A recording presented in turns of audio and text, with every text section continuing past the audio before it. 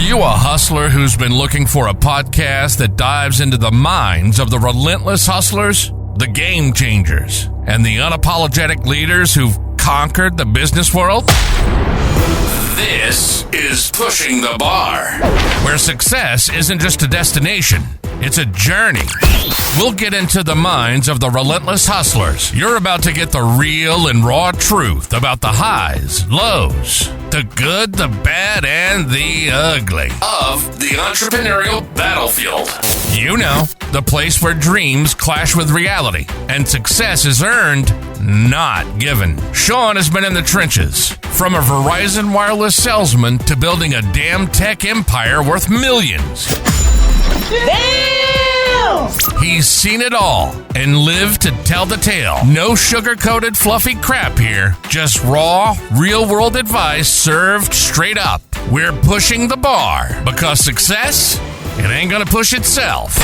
Now, here's Shawn Torres. Well, hey everybody, thanks for joining in for another episode of Pushing the Bar with Shawn Torres. I'm excited to be here. I got a really good friend of mine that we were in a peer group together for 2 years. Yep. 2 years. So got to understand the inner workings of her business and how she operates as a pretty badass CEO.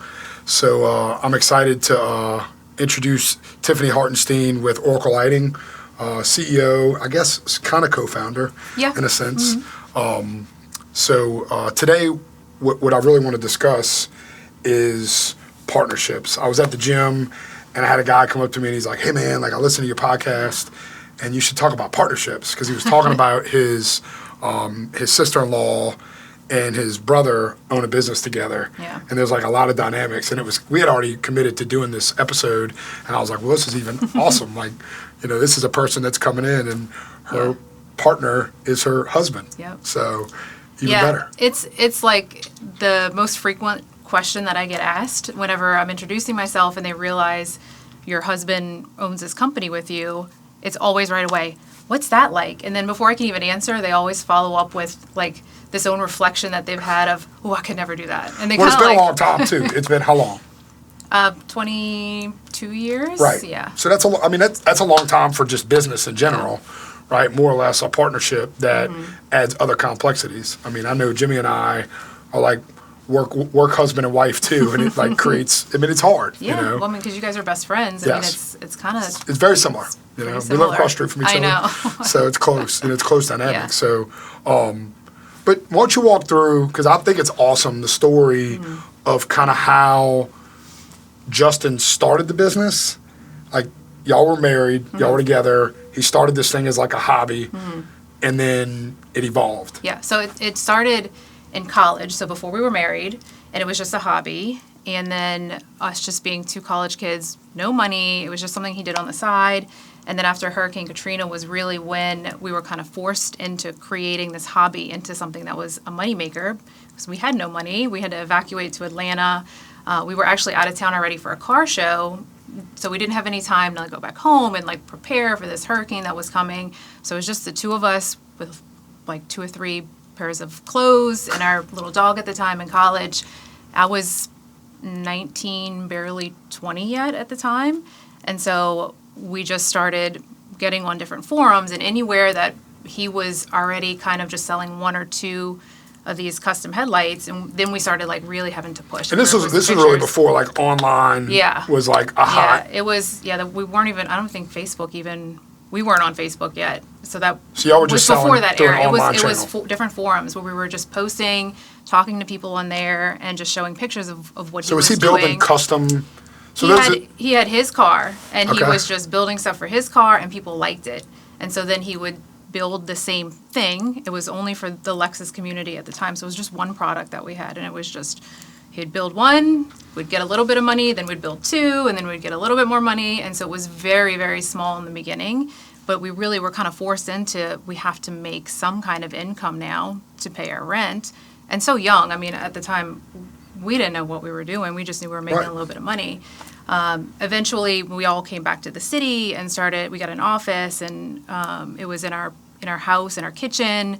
I mean, I had no kitchen for the first few years. And when did you go, so when did y'all make the decision that it was no longer going to be like Justin running this thing and you kind of helping as a wife to coming in and helping as a business partner?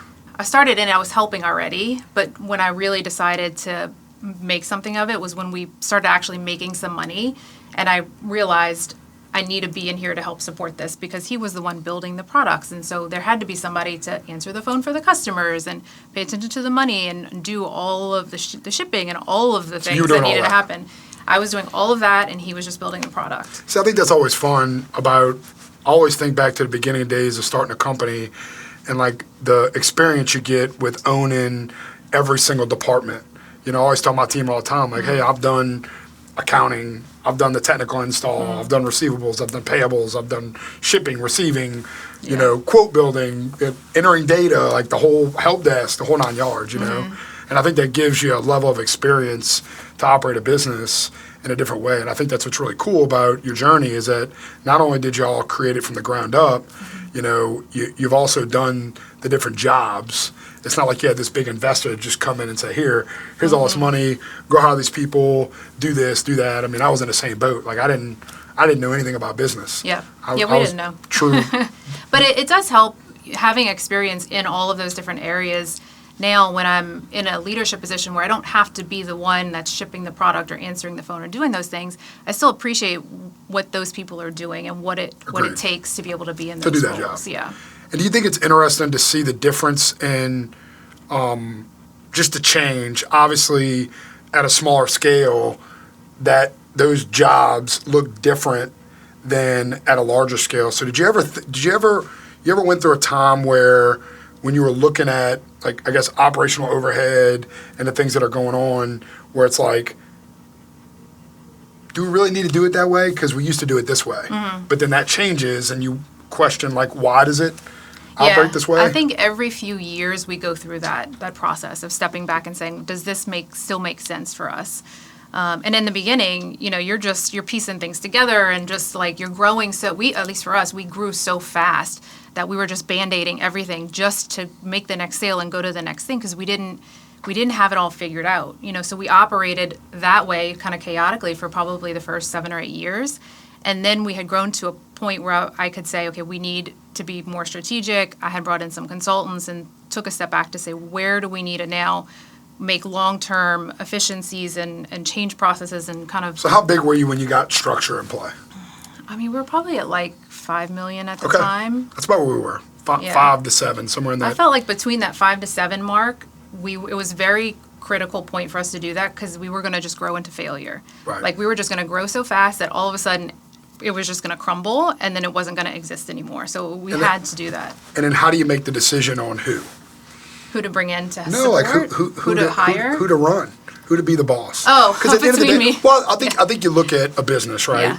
And I think it's the biggest question I always get. My kids even ask me this. Like, Ava will look at me and say, "Dad, are you like Uncle Jimmy's boss?" Oh, my kids do that all the time with us. Well, like, per structure, yes. Yeah. Right? And I think me and Jimmy I think there was a natural yin and yang to our relationship, right? And I think there's a natural, of course, like, you and Justin are not.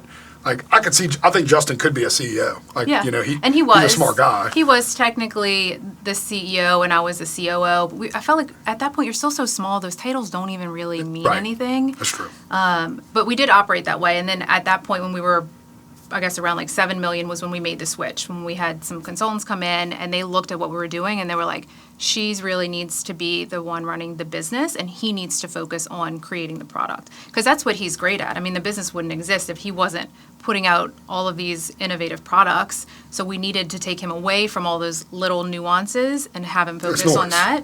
So that way we could start, I mean, that's really what makes the business. That's what made it scale. So then that's when I switched into the CEO position. Got it. And that's when you started seeing real growth. Yeah. I mean, It was me. Yeah. My kids ask me the same thing, though. Well, Mom, are you the boss or is Dad the boss? And he will always say, Mom's the boss. Well, that's easy. Yeah. Right? So the dynamics, y'all, obviously you're in two different worlds in the company, but still on the back end, like business brings stress, right? Ups and downs, good months, bad months, good years, bad years. Yeah. So like, obviously, like I've traveled with y'all. I think y'all have an incredible relationship. Like, you know, that dynamic obviously creates strain at home. So like, how do you manage through that? That's a tough one. It generally is usually good. I mean, there'll be times at work where I'm super frustrated with him, and I'm like, oh man, when we get home, like, because we won't like argue in front of the employees or anything like that. And then when I get home, there's just a shift where it's not difficult. I don't know. It's like we can talk about it and things are just okay. I don't know. We have just like a good, like. Has it been like that from day one, or did that take time to get to? It took a little bit of time. Yeah. Because Shannon worked at the company for a little while, and I'll tell you, like, it was the thing that bothered me the most about it was we would go home and like the whole conversation piece. I mean, obviously, this company's a big part of our life. It is your life, right? Yeah. You go home and it's like, that's all we talk about. Mm-hmm. And like, it just turns into this like, never turn it off. That's what it is for us. It is still that way. And I honestly, when I talk to other people who they don't work with their spouse, I'm like, what do you guys talk about at home? Like, is it boring? Like, I don't, like, for me, when we talk about business at home is when we, like, are coming up with the ideas, and that's when it's, like, exciting, is when we're working on it at home. So I don't feel that way of, like, because it's hard to turn didn't off. Have like, that. I've had a lot of people tell me, like, oh, you gotta disconnect, you gotta turn it off, Mm-hmm. you gotta do those things, but I find it a challenge to, like, I think that's the downside of being a business owner, entrepreneur, CEO is like, you don't really turn it off because it doesn't go away. It doesn't go away. I mean, it's one of your children. It's there when you go home. Like, it's there all the time. You protect it the same way you would your own child, and there's no turning it off. Right. I do like having that with him at home too, because we're not during the day. We communicate on things, but there's no like real idea sessions because we're busy. Right. So I'm not going in his office and just being like, hey, let's like solve this that's like not important right now. Right. Like, that doesn't happen. I wait for it at home. I guess sometimes too, I guess you're right. Like, there's times where I go home and I'm venting like throughout my day of like something that was going on, and like Shannon will give me an idea and say, hey, well, you ever thought of like trying X, Y, and Z, right? And Shannon's not in the business, but at the end of the day, like, it's been in her life for 16 years, so she's familiar enough about it and heard me come home bitching, moaning, and complaining, being stressed out. So I think that's where I guess good ideas can come from that. Yeah. Yeah. And I think that's relationships. Like, I'll give you an example. Like, I look at Jimmy and I, and so many people over the years have been like, man, I don't know how y'all make it work. Because I know that I'm a pain in the ass. Like, I know that. Like, I'm a super aggressive, high intensity, always pushing for more, right? And Jimmy is more of the calm, collect. And I think you and Justin are very similar. Where, like, you're the shove it down your throat push, and he's more the like, all right, let's talk about it. Yeah, and like, give it a minute. Yeah. Like, think through it, And I think you need that. Yeah. If you put two, I'm not going to say that Jimmy and Justin are alphas, because I would say they're alphas for sure. But I think if you put two of those common personalities in a business to operate and run, like, it would crumble. For sure. And I think that Justin and I, just as you described it, we are different in our personalities. And, on like the personal behavioral tests, he's very analytical, he's data driven, and I'm not. Like, I'm social. I want to like talk to people, see how they're feeling about something, and explain the ideas. And he's just like, this is the idea. Okay, good. Tell me when it's done. And I'm like, hold on. Like, they need to know why we're doing this, and make sure like you ask them how's their workload and what are they doing this weekend. And there's this other component to people that the analytical mind doesn't have. So we balance each other very well in that. It's funny you say that, because I think that if I look at, like, obviously Jimmy's a personable guy and he's good with people, but like, I always sometimes say, like, sometimes you can't always be all business. Sometimes it's just about having a like conversation. And I would say in Jimmy and I's relationship, like, he works way harder than I do today. Like, I would be crazy to say that he doesn't. I'm not going to say that we both don't work hard and put effort towards what we're trying to accomplish. I just think that if I put hours on a paper, like, of the time frame, like, his workload's different than mine. Yeah. And I probably would have screwed it up. Like, similar. At my point, like, everybody would quit. I want to push, and again, like, I think there's times where you have to push. For sure. I had a conversation with some directors today about some things, and it was kind of interesting because, like, me and Jimmy talked last night, and like, he was like super fired up, and we're talking through it and like come up with a really good game plan on how we're going to message to the team today to like be on the same page to accomplish, you know? So I think communication, which probably, again, for you, it's a little easier. Like you're going home with Justin, y'all are there. There's pillow talk where you can have those conversations. Me and Jimmy Iverson are having pillow talk. So it's Sure. sometimes. So it's. I think that dynamic has a positive too. It does, yeah. I mean, and there's certainly times that we disagree, but I feel like for the most part we stay pretty aligned. And I really don't know how that happens. I don't know that could happen for everybody, but it just really works for us. Well, I think a lot of people in business partnerships, and what I recognize, like I've watched a lot of business partnerships go sideways, right? And I think what happens is you end up in this like area where the business starts growing, there's money coming in, some person feels that they're putting in more effort than the other person, or you start this tit for tat. Yeah, resentment. And the resentment kicks in, and it's hard to stop that. Like I've watched businesses fall apart where you got people buying people out. And look, I've been there. Like Jimmy and I had another partner before, and another company we tried to start, and it was a two times. The gym, we had a third partner, and on Solutions PBX, we had a third partner. And both times, like it didn't play well. Like three's tough, right? And I think that there was times where like him and I were on the same page, but then that other partner wasn't on that page, and it fell apart, you know? Yeah. And I think Jimmy and I have done a good job. Just, I mean, again, we communicate, we stay on the same page. There's days where we're off, for sure. And I think being in peer groups and being able to, I mean, we've both vented about our relationships and our partnerships that make it hard, right? Yeah. It's been very helpful to be in a peer group where you can talk to other business owners who are going through something similar, because there's certain things that like I couldn't tell Justin about and how I was feeling, and I just needed somebody else's perspective to help me walk through that solution. So that was great. Sometimes it feels good to give validation, right, on your thoughts and like why you feel a certain way, and just kind of talk through it. And sometimes it feels good to go in and people tell you like you're being ridiculous. Oh yeah, that's happened too. Yeah. I mean, I know we've said that to you, and you guys have said it to me too. It's part of it, right? Yeah. Like I think you're going to go through phases and operating in a partnership where it gets hard, you know. But I think in my opinion, I think there's positives to a partnership too, because you can divide and conquer. Like I've met a lot of business owners that are solo owners that always have struggled to find a number two, right? And like I get it. Like I've watched them say like, man, I wish I had a number two. Like you have Jimmy, like you have somebody that you can really lean into, you know. Yeah, that's so true, because you trying to find a number, even if you find somebody that's so great, it's still different. They didn't create it with you, and that love and care that you will have for the business, no one will ever have that the same way that you and Jimmy have it.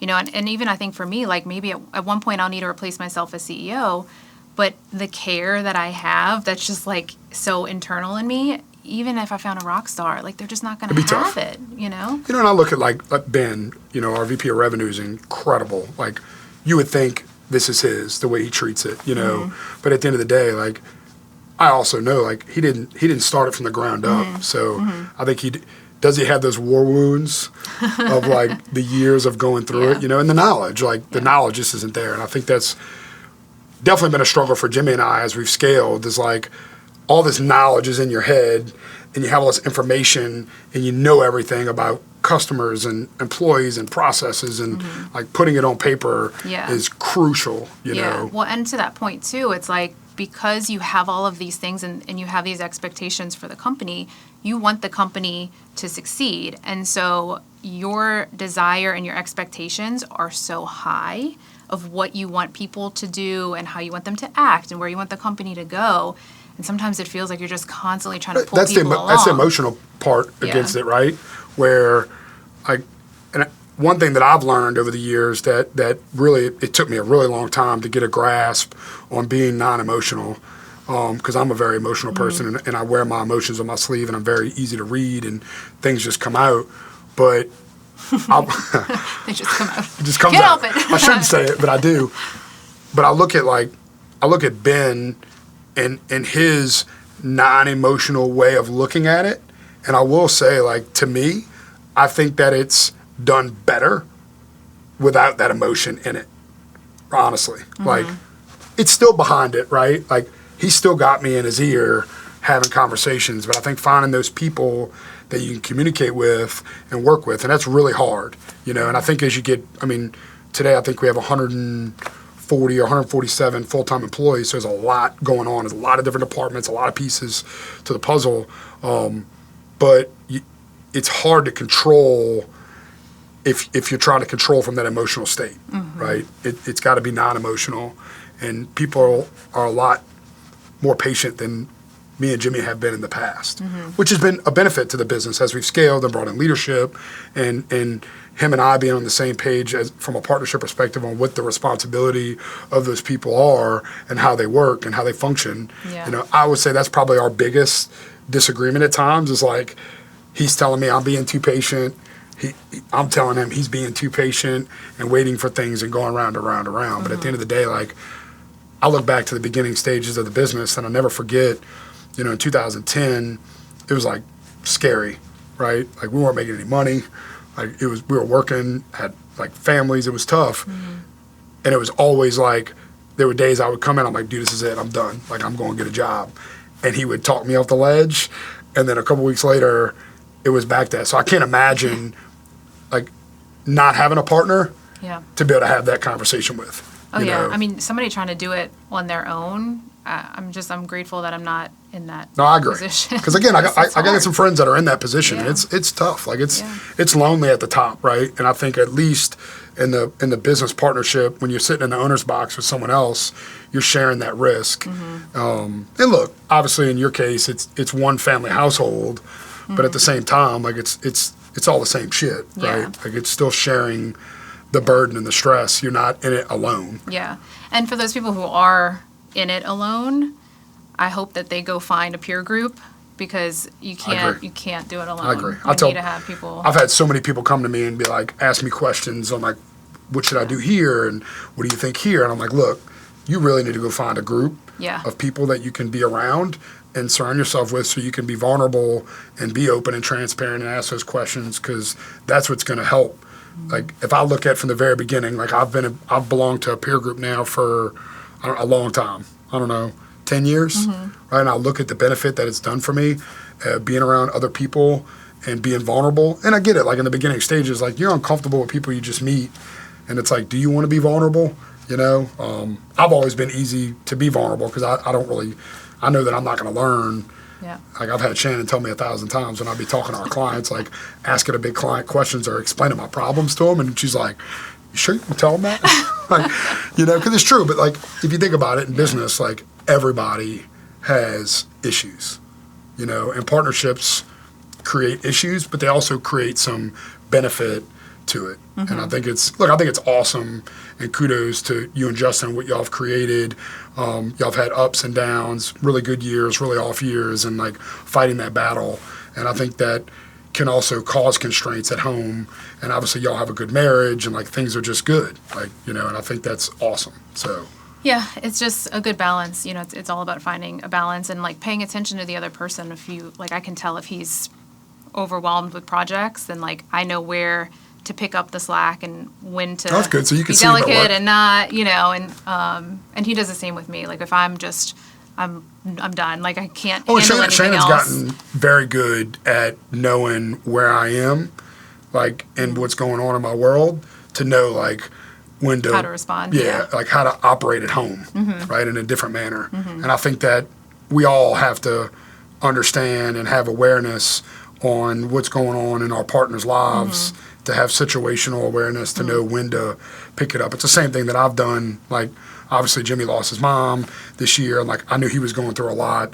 So trying to pick up slack in his world to help, you know. And there's been times where like him and I have just been at it, right? I mean, you're privy to I mean, again, everything that I'll say here today, he knows. Like, there's no secrets.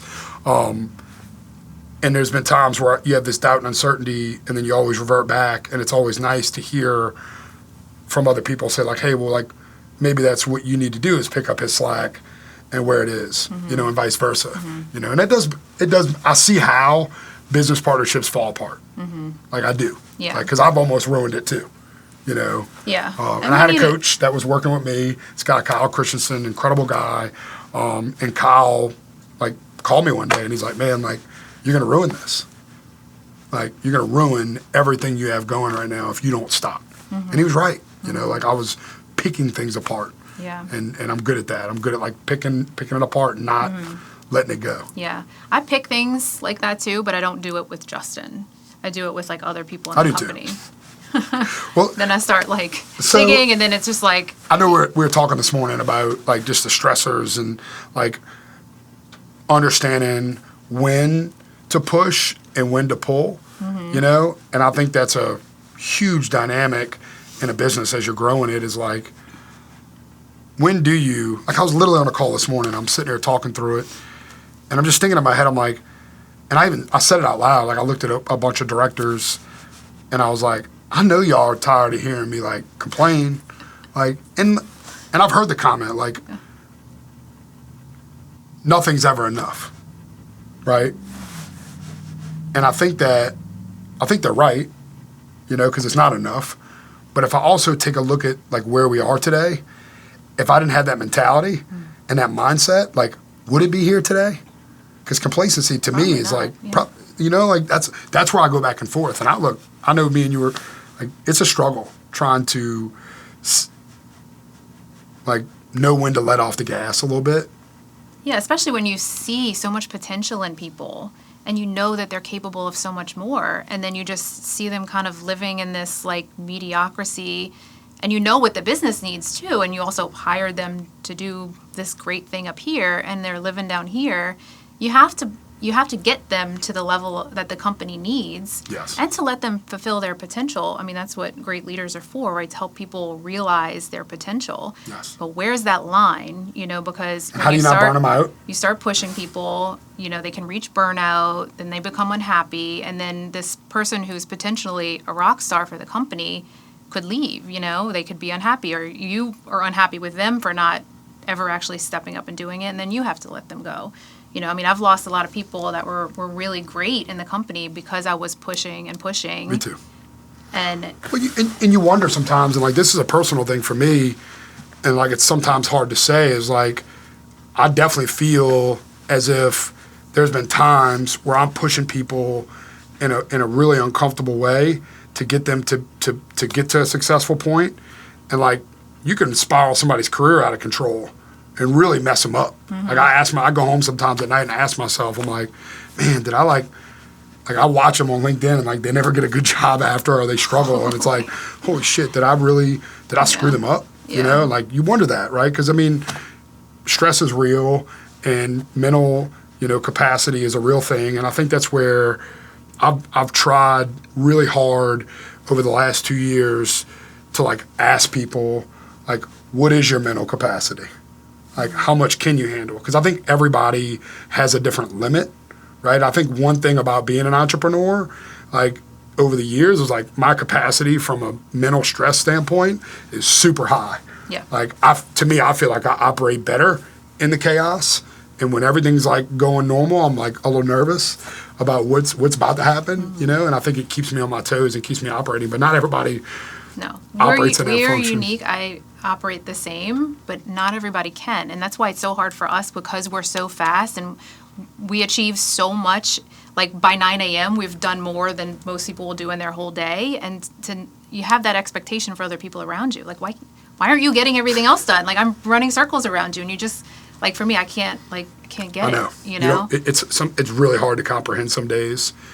I think as I've talked to other bigger businesses and asked questions around how do you fix those things and how do you know, I think if you really think about EOS and going back to, like, right people, right seat, because I think sometimes you have the right person and you may put them in a seat, like, is it their seat though? You know? Yeah. Like, is it really their seat? And I also think that as the business scales and gets bigger, like, and Jimmy brought this to my attention, and it's so accurate, like, when you're small, right, and you got, like, 15 people, like, you're doing a bunch of different stuff, right, in all these different areas. Well, like, sometimes those people are really good at just doing a lot of a little, right? Like, you know what I'm saying? Like, they're doing all these different pieces. Yep. But then as you get bigger, you start doing a lot, like, of this one small area. And you really start to expose, like, are they really a true A player in the business. And I think, look, and I'm sure you've struggled with this too, where like I've watched over the years with scale, like people that have been here a really long time, and like I struggle some days with like, why are they not elevated? Like, why did they not go to that role? And like, what is it something I did wrong? Like, did I not train them? Did I not invest enough time and ability as a leader into them to put them in a place where they're at this level? Or are they just at their capacity and they're okay with that role? Because again, and I know you're the same way, like, it's hard for me to say, we're just going to do just as good as we did last year. Like, status just quo. stay like this. Yeah. Like, I don't operate in that mindset, you know? And I think that's a big struggle. But I think it is okay for people to be there, and for them, as long as they recognize like where their skill set level is. For me, I've struggled with the people who they should just be there, but they've been with the company so long that they expect to be whatever the next new bigger thing is, and then they've failed, and then they've, we talked about this in Mexico. Employees that put a certain tenure in time and have these expectations. And I think that's hard, right? Like, look, I've struggled with it big time here where, like, I think about Dennis Wing, and I love Dennis. Like, he has got a job forever. And like, I've watched, and what I love about Dennis is he always comes to me. He's like, Shawn, you deserve everything you have. There's not an ounce of bitterness of, like, where I am in my life and where he is in his life. And he knows I'll always take care of him no matter what. And I think about those things and, like, look, I want to make everybody's life better. Like, when I think about people, and like, I know people come here to put money in their pocket, right? People go to a job to make money, to provide for their families, and somewhat of a purpose, right? That's the purpose. That's the reasoning behind it. Like, I'm not ignorant to the fact that that's not why they're here. And I think sometimes we got to take into consideration as leaders, like, people are human, and you gotta try to find ways to motivate them, and different things motivate different people, And I've one thing that's worked for me, and this is really recent, is like when it gets really bad, and like things aren't going good, like I kind of step back and try to push from the front with different messaging, rather than like the old Shawn would just like come in like Tasmanian devil, rip everybody's head off, and then like be wondering why shit's worse, and not like fixing. Jimmy's probably had to go behind me a bunch and clean it up, and just trying to take a different approach on like the way, you think about sales, right? And sales go up and down, and that's always going to be that way. And I think there's been times in the past where like I've really done knee-jerk reactions because of like a month, where like you can't knee-jerk react for a month. Like, it's a trend, right? And Stephen Guidry has really helped me with this over the years because, like, obviously in that business is very volatile and it's up and down, right? And you think about the steps in business, and you got this line riding on the back of the stairs that, like, maybe you're just in that area where you're this in between. Yeah. And, like, you're not going to tear it apart tomorrow. Right. And have it on a positive. Right. Now, look, I think there's also a spot where you got to pay attention and know when it's enough, too. Because I've watched business owners, we've had people in our group that not paying attention put you in a different world. Yeah. Yeah. And definitely knowing the difference between those two things. But if it's just like that pivot moment, it's like, do you keep your foot on the gas still and still stay focused on the long-term goal? When do you like kind of ease up a little bit? For us, we've been staying like growth focused. Like I'm living in the future and just trying to like carry everybody along with me because I know where I want to go.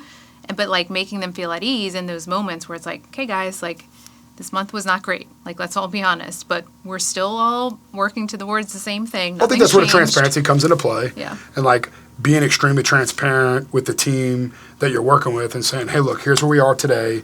Here's where we're trying to go. Like, but we have to pull these levers. Like, and we have to see constant change for the better. Yeah. Like, and we can't revert. Because it's real easy, in my opinion, in business for things to revert. Just like people. Like, it's real easy for people to revert back into those behaviors, right? And I think you have to create those habits and that muscle memory. But I also think you have to get the buy-in.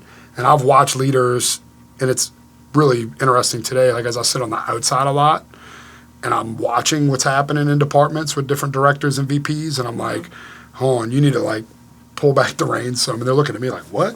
What did he just say? Like, he's saying pull back the reins? Because I'm used to the one, like, just slamming shit, But I think you have to know when, right, and when to pull back. And I think you have to get the buy-in of people to like want to work with you, because I think that you can have a negative effect of pressing hard where people shut down, and then now you're doing more harm than good, because now that shining star is burning out. Yeah. Because they know. I mean, if they're a rock star, like they know when it's good. Yeah. Like, and they know when it's bad. Like they're not. We hired them for a reason. Like they're smart people. Yeah. Like they know. They're not ignorant to the facts. So I think we have to understand that and know when to ease up and down. You know? But again, I do agree. You have to be very cognizant of what's happening around you in the present. Yeah. You know, and make adjustments if need be. That's where, at least for me, like that's a really tough place to be as an entrepreneur, is like making those really hard decisions of like, is this working? Yeah. Or is this not? Yeah. And people don't get it. Like people don't understand unless they're also an entrepreneur themselves and they're like in a business running it. And most employees don't get it. Other people, they don't see that struggle of that in between, because it's a scary place to be, and you're making really important decisions that could make or break your company. And it's terrifying. That's a lot of weight to carry. No, but it is. People don't see that. No. You know. No, they don't know what it's like to make payroll. I'll just tell everybody that. If you just got to know what it's like to make payroll, it's different.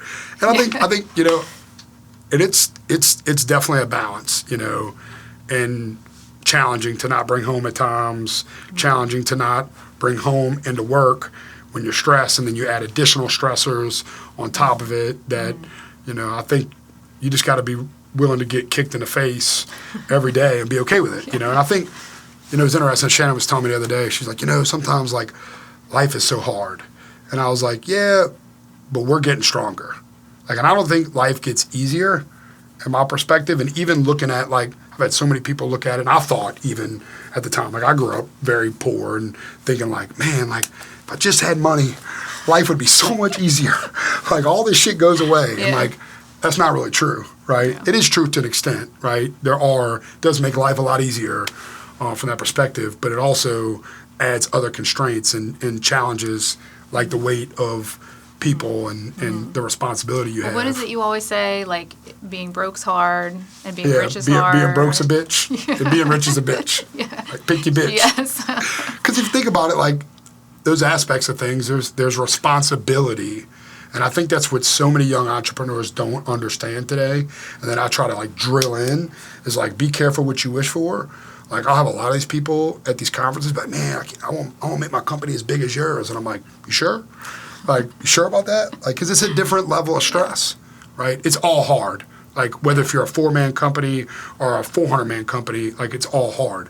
But I do think that the bigger it gets, like, the more challenging it is from an operator. At least for me, it has been. Like, I've had to level up myself every year because every year has been different for me, you know. Well, we've talked about, too, in our Vistage group, because we have some companies in there that are really big. And they have said before that it's easier after a certain point because you have more money to bring in, like, really good A players into some positions. I haven't experienced that yet. I would agree, but I would also say finding those A players and really understanding what you want from them can also create other challenges too, where, like, are you setting the right expectations for that person? Are you giving them enough time to succeed in their role and what they're doing? Because I think it's true, but I still think it's hard in a sense that, especially for me as an operator, like, you're letting go of some control too. And that's tough at times. Yeah. Like, where you just got to let people flourish. You got to let people fail. It's like, I mean, raising a child, right?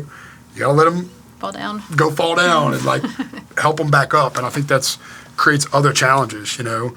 And I think, you know, going back to that, when you really think about what we do as leaders of a company, is you're hiring really smart people that are smarter than you, and you got to fix the problems that they can't fix. Yeah. So, like, that's when it gets real hard, when they're coming at you and saying, like, hey, I got X, Y, and Z going on, and you're like, uh-oh. Like, that's when it's like, you got, in my opinion, I think you just got to gunsling a little bit and be okay to make a bad decision, and know that, like, you're gonna do things wrong, Yeah. and they're going to fail. Yeah. You know, and be really okay with it. Yeah, it's tough to be okay with letting other people fail within your company. Yes. Well, Yeah, it's going to happen. I mean, and it's financially gotta- impacting to you as an Yeah. individual. Yeah. And that's where it's really hard to pull emotions out of it, right? You start looking at these mistakes, and like as it gets bigger, it's 50,000, 100,000. Like it's all these things that make it really, really tough, and that make it a lot of stress Yeah. mentally. Because like I would have never thought I'd been in this position today, right? Like it wasn't I guess it wasn't in my future, in my mind as a young guy that like I'm going to own this successful company one day, you know. And obviously, as I started doing it, and I fell in love with the journey and understanding what to do, like I realized like I got very confident in myself. But I think we both, and me and you have talked about this, about sometimes you do feel like you have like this imposter syndrome, and like, are you prepared to do that? You know, are you prepared to operate it? Yeah, I mean, I'll operate usually with confidence in like my decisions and those things, but there's definitely moments when it's like I feel like I'm not making the right decision, and I'm like, do I need somebody else to come in here, or can like because it happens. That happens, yeah. Like you're gonna make the wrong decisions, and Yeah. those things are gonna come up and happen, and it makes it really challenging. You know. Well, look, I look at it like this. I think you're doing an incredible job with your business. I've always like been envious of that business because I like cars, and it's exciting for me to see what y'all have going on. Yeah. I think that you and Justin have built something really special, and like just seeing the people that work for you and understanding that they love their job and they love where they want to be. You know, keep doing what you're doing. Yeah. You know, it's fun Trying. and it's exciting. It is a fun you know? industry. It Yeah. is. It is. Well, look, and it's fun what you're doing too. Yeah. Like, so think about the people you're impacting and the lives you're impacting, and whether if you're selling cups or IT services or headlights, right? Like there are all big impacts to what you do and how you change the world. Yeah. You know, Yeah. so I appreciate that. I think that, again, I respect y'all and the fact that y'all been able to make that work and that dynamic. Because I ask myself some days, like, if that was me and Shannon, like, this, it probably blew up. Like, her and I are like, we'd be at it, you know? And Yeah. honestly, like, I truly believe that, like, she's a lot less emotional than me, and she's super smart and could probably have done the operational function for sure, you know, and put that together and kept it together a lot better than I obviously would have. Yeah. You know. You'll never know. No, never know. No, we don't need to do You're that. like, no. No way. But look, I really appreciate you coming out today. I think there was some good stuff that we put out, and I think, you know, the listeners will really appreciate the understanding of what it's like to operate a business with their partner. I don't know if there's anything that you want to kind of close out with. How do people find you if they want to ask you questions? I'm sure there's female CEOs out there that like are running their business and they have questions and they want to lean in, and I know you like to help. I love being a part of different women's groups, and so anybody can reach out to me. My contact info is on our website, which is oraclelights.com. Okay, So awesome. happy to connect there. Awesome. And thank you for having me. No, I no. always love talking business with you. I know. That's all Always. we It's do. fun. Anytime we're I know. together, Yes, we're just yes. like, We did it in Mexico the whole time. Yeah. So again, thank you for coming today, and I really appreciate you. Yeah, thanks, John.